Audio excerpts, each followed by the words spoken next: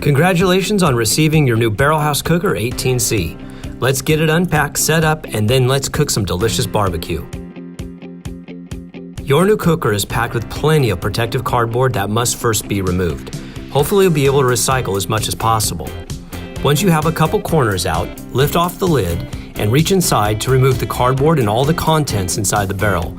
Lift the barrel out and set it on something protective. If you need assistance lifting, please find help. Find the side handles with the angled ends. Insert the screw and washer from inside the barrel. Note that the threads in the handle are at an angle. Insert the second screw and repeat for the other side handle.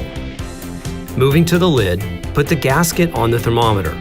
Insert the thermometer and with the lid turned over, install the cleat and nut. The open side of the cleat faces toward the middle. Properly face the thermometer on the other side while the nut is finger tightened. Using a wrench, gently snug it down. Unline the lid handle and insert the screws with washers from the other side. The 4 feet simply set on their bolts and the nut is gently tightened into place with a wrench. With the damper's orientation stair-stepping down, insert it into the longer side of the holder.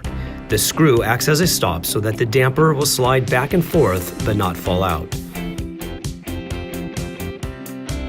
Well, all the hard work is done. Now set the coal basket in the base, followed by the barrel with the lid. Oh yeah, that cooker is ready for some action. Lastly, set the air intake based on the elevation of your city. It's that easy. Airflow and temperature control are done before any charcoal is even lit.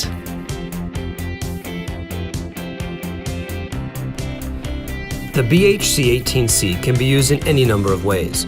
The H-frame typically goes on top to hang meat. The metal tips are intended to point upward. The full grate is often used at the middle level for items that don't hang well or for finishing up a shoulder or brisket.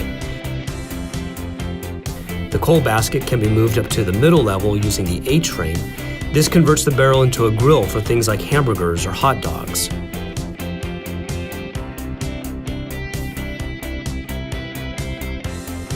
Hooking and hanging meat is certainly different, and if it's your first time, trust the technique, and you'll find out just how simple it is and how great the food turns out.